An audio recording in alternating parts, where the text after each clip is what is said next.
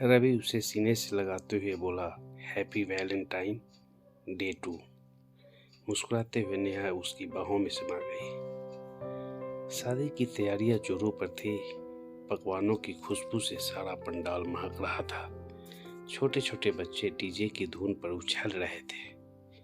Tin agers लड़के भाग भाग कर मेहमानों की आवभगत में लगे हुए थे। रवि अपने दोस्तों के साथ क्रिकेट के विषय पर वाद विवाद करने में मशगूल था। तभी उसकी नज़र एक लड़की पर पड़ी। सांवली सलोनी मासूम सूरत पर मोतियों जैसे सफ़ेद दांत उसकी खूबसूरती को चार चांद लगा रहे थे। उस पर समंदर जितनी गहरी नशीली आंखें उसे डुबोने को तैयार थी। वह चाहकर भी उस लड़की से नजरें नहीं हटा पा रहा था। इन सभी बातों से बेखबर वह लड़की अपनी सहेलियों से बातें करने में व्यस्त थी। तभी शायद उसे अपने चेहरे पर किसी के नजरों की गर्मी का एहसास हुआ। बात करते करते उसने इधर उधर नजर घुमाई तो देखा कि एक लड़का उसे प्यार से घूरे जा रहा है।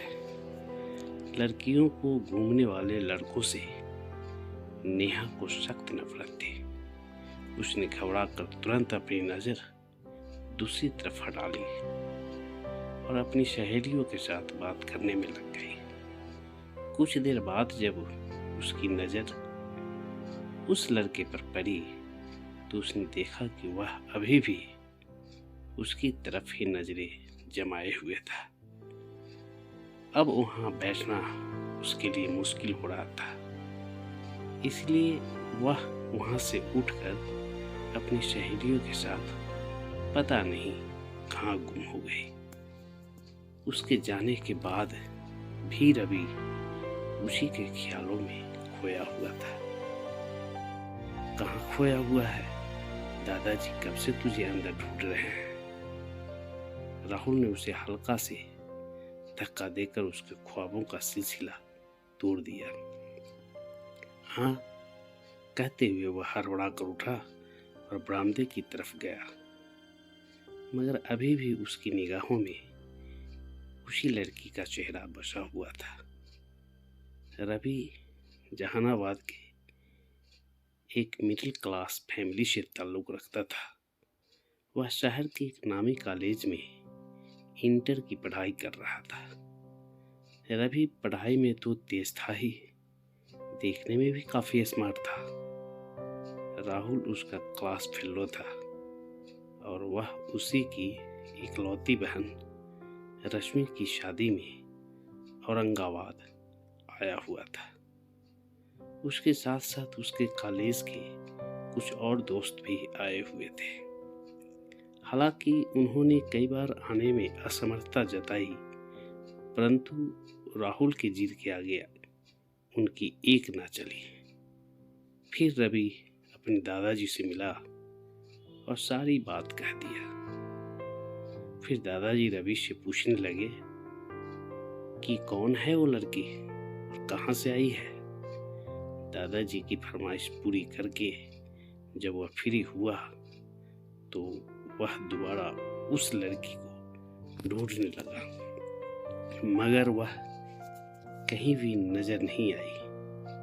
उसे ना पाकर रवि को थोड़ा बेचैनी सी महसूस होने लगी। अब वह दोस्तों के साथ तो बैठा था, लेकिन उनकी बातों में दिलचस्पी नहीं ले रहा था। वह लगातार उसी के बारे में सोचे जा रहा था।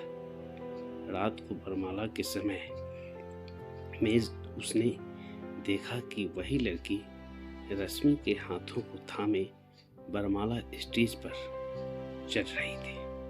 सफेद सूट में उसका निखरा हुआ हुस्न कहर ढा रहा था। पल भर के लिए उनकी नजरें मिली तो उसने मुस्कुराकर निगाहें नीचे कर ली। उसके बाद कई बार उन दोनों का सामना हुआ, लेकिन दोनों बिल्कुल अजनबी बने रहे। यार राहुल, वो रश्मि के साथ सफेद सूट वाली लड़की कौन है? सुबह विदाई के वक्त रवि ने राहुल से पूछ ही लिया। वे दोनों एक दूसरे से कोई बात नहीं छुपाते थे। राहुल ने बताया, यह रश्मि की स्कूल की फ्रेंड नेहा है। फिर रवि ने कहा कि यार मुझे इनसे दोस्ती करनी है, किंतु मुझे समझ नहीं आ रहा कि मैं उनसे कैसे बात करूं। मुझे बड़ी शर्म आ रही है, कुछ हेल्प कर देना यार।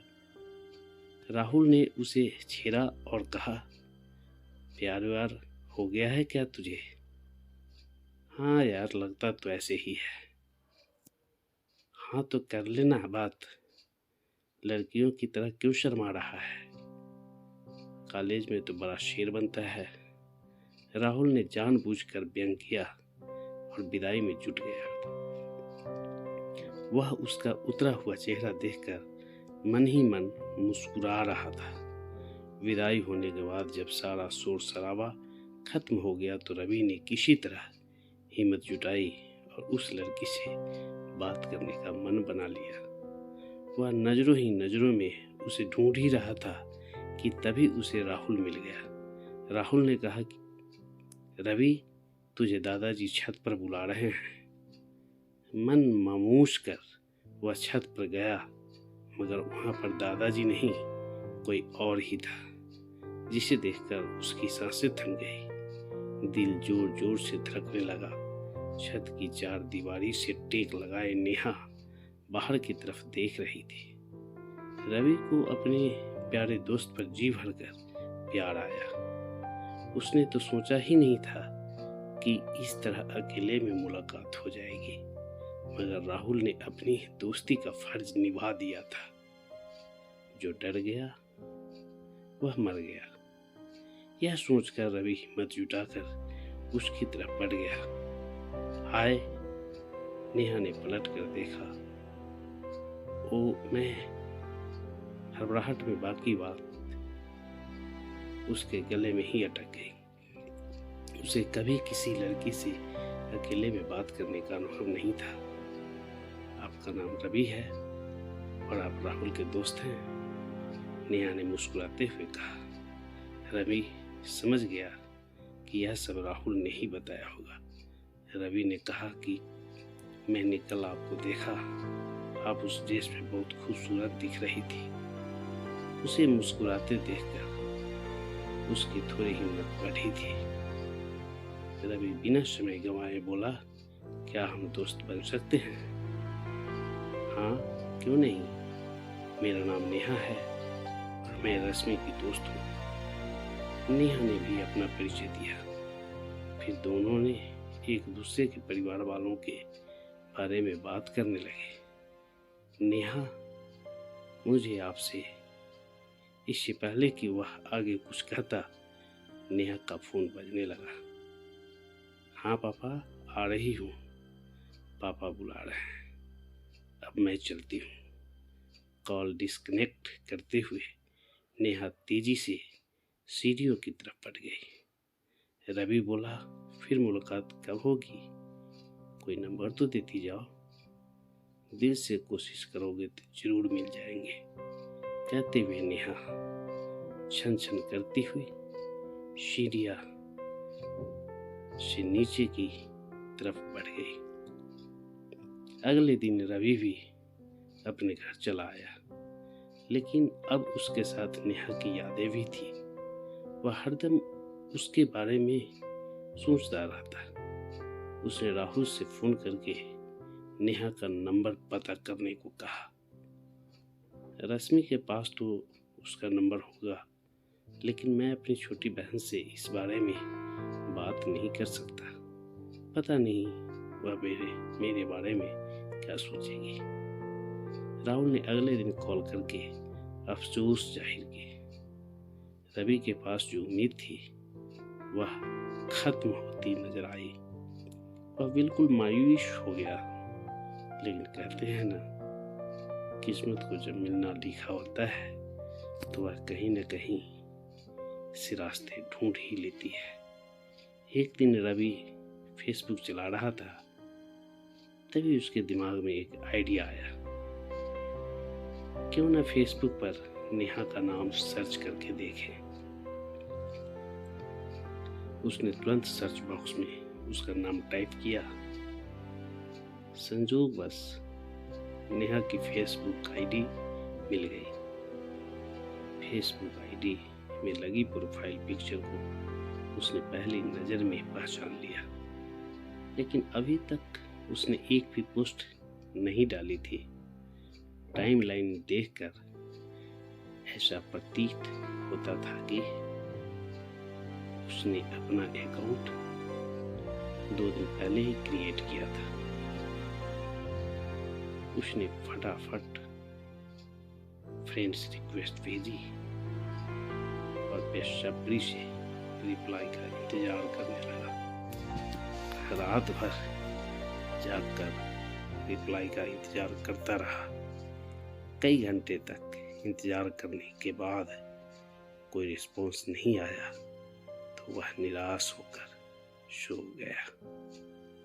सुबह जब नींद खुली तो उसने सबसे पहले फेसबुक खोलकर नोटिफिकेशन चेक किया। नोटिफिकेशन देखते ही उसकी खुशी का ठिकाना न रहा। नेहा ने फ्रेंड रिक्वेस्ट एक्सेप्ट कर लिया था और साथ में हाय का मैसेज भी लिखा था। कुछ देर हाय हेलो होने के बाद चैटिंग का सिलसिला शुरू हुआ तो नेहा बोली, आखिर तुमने मुझे ढूंढ ही लिया। वो कहते हैं ना, अगर तुम दिल से किसी को चाहो तो सारी कायनात तुम्हें उससे मिलाने में लग जाती है। नेहा का जवाब आया कि ये तुम्हारी बहादुरी नहीं है जनाब, मैंने ही फेसबुक अकाउंट बनाकर तुम्हारा काम आसान किया है। इसका मतलब है कि आग उधर भी जल रही थी। आग तो नहीं मगर चिंगारी तो उठ चुकी थी। उस दिन के लिए मैं माफी चाहती हूँ। माफी? मगर किस लिए? मैं तुम्हें अचानक से छोड़कर चली आई इसीलिए। एक्चुअली पापा का जरूरी कॉल था, इसलिए हमें भी उनके साथ आना पड़ा। कोई बात नहीं, मैं समझ सकता हूँ। चैटिंग के दौरान एक दूसरे की पसंद नापसंद जानना, एक दूसरे से अपने दिल की बातें करना शुरू हो गया। थोड़ी देर बाद दोनों ने अपना मोबाइल नंबर भी एक्सचेंज कर लिया। अब वे रोजाना एक दूसरे के कॉल और मैसेज का इंतजार भी करने लगे।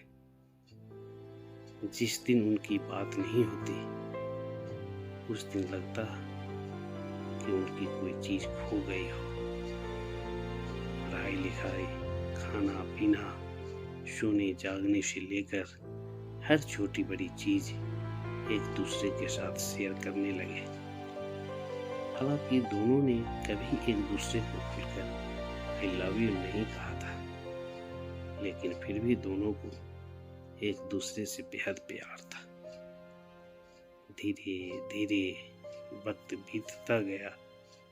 वक्त बीतने के साथ साथ दोनों के बीच प्यार और भी गहरा होने लगा।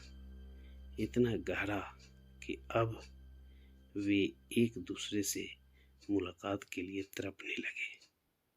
अतः उन्होंने नव वर्ष के दिन जहानाबाद के एक खूबसूरत पार्क में एक दूसरे से मिलने का प्लान बनाया।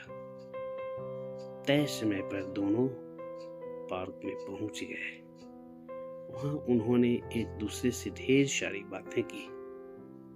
कब के बिछड़े हुए हम आज यहाँ आके मिले, जैसे समा से कहीं लो ये झिलमिला के मिले। आई लव यू नेहा, मैं तुमसे बहुत प्यार करता हूँ। उचित अवसर देखकर रवि ने नेहा को प्रपोज कर दिया। I love you too, Neha ने भी मुस्कुराते हुए हाँ कर दी। पहली मुलाकात के बाद धीरे धीरे मुलाकातों का सिलसिला शुरू हो गया। रवि जब भी अपनी प्रेमिका से मिलने आता उसके लिए कोई न कोई गिफ्ट जरूर लेकर आता। हालांकि नेहा बार बार उसे मना भी करती, लेकिन वह हमेशा अपनी प्रेमिका को खुश करने को हर मुमकिन कोशिश करता। धीरे धीरे उनका प्यार परवान चढ़ता चला गया। कुछ दिनों बाद वैलेंटाइन डे का समय आया। यह उनके प्यार का पहला वैलेंटाइन डे था। हर तरफ प्रेमी प्रेमिकाओं के बीच गिफ्ट के चर्चे चल रहे थे। प्रेमी अपनी प्रेमिकाओं को महंगे महंगे गिफ्ट दे रहे थे। रवि के मन में आया कि मुझे भी नेहा को कोई अच्छी सी गिफ्ट देना चाहिए, लेकिन दिक्कत यह थी कि उसके पास इतने पैसे नहीं थे कि वह कोई अच्छा सा गिफ्ट कर पाए। इस वजह से वह बहुत परेशान और तनावग्रस्त था। बैठे बैठे वह सोच रहा था कि अगर मैंने नेहा को कोई अच्छा सा गिफ्ट नहीं दिया तो शायद वह मुझसे नाराज हो जाएगी। कहीं हमारे प्यार का रिश्ता कमजोर ना हो जाए। ऐसे ही तरह तरह की नकारात्मक बातें वह सोच रहा था। तभी नेहा आ गई। जब उसने देखा कि वह चिंतित और दुखी है तो उसने उससे दुखी होने की वजह पूछी। रवि शर्म के मारे अपनी परेशानी बताने से कतरा रहा था, किंतु नेहा ने भी जीत पर अड़ गई। तुम्हें मेरे सर की कसम, बताओ क्या बात है? नेहा ने उसके हाथों को जबरदस्ती अपने सर पर रखते हुए कहा, मैं इस वजह से दुखी हूं कि यह सारे लोग एक दूसरे को वैलेंटाइन गिफ्ट दे रहे हैं, लेकिन मैं तुम्हारे लिए कोई गिफ्ट नहीं ला पाया हूँ। दरअसल पिछले हफ्ते पापा की जॉब चली गई और इस वक्त मेरी आर्थिक स्थिति इतनी अच्छी नहीं है कि मैं तुम्हें अच्छा सा कोई गिफ्ट दे सकूं। इसलिए मेरे दिमाग में बार बार यही बात आ रही है कि यदि मैं तुम्हें कोई गिफ्ट नहीं दूंगा तो तुम मुझसे नाराज हो जाओगे और मुझसे रिश्ता दूर होगी। इतनी बात सुनते ही नेहा को हंसी आ गई। बस इतनी सी बात के लिए तुम इतना टेंशन ले रहे हो? वह हंसने लगी।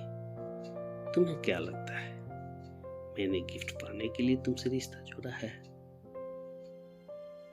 क्या हमारा प्यार की बस इतनी ही कीमत है जो इन छोटी मोटी चीजों के लिए बिक जाए? तुमने ऐसा सोचा भी कैसे कि मैं गिफ्ट के लिए नाराज हो जाऊंगी?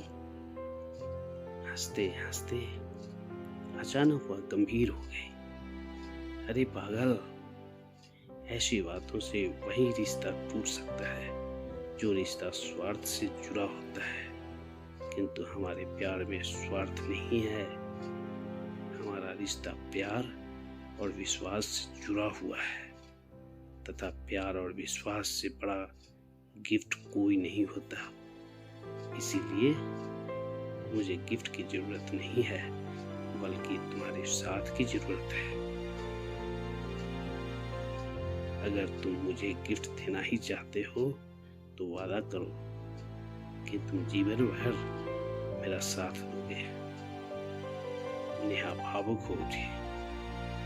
रवि ने उसका हाथ अपने हाथों में लेते हुए कहा, मैं वादा करता हूँ मरते दम तक तुम्हारे साथ रहूंगा। हाँ तो अब मेरा मुंह ताकते रहोगे या गले लगाकर बधाई भी दोगे? वह बनावटी गुस्से में बोली। Happy Valentine day my love. Ravi उसे सीने से लगाते हुए बोला, हैप्पी वैलेंटाइन डे टू। मुस्कुराते हुए नेहा उसकी बाहों में समा गई। दोस्तों, सच्चा प्यार वह नहीं होता है जो महंगे गिफ्ट या स्वार्थ पर टिका हो।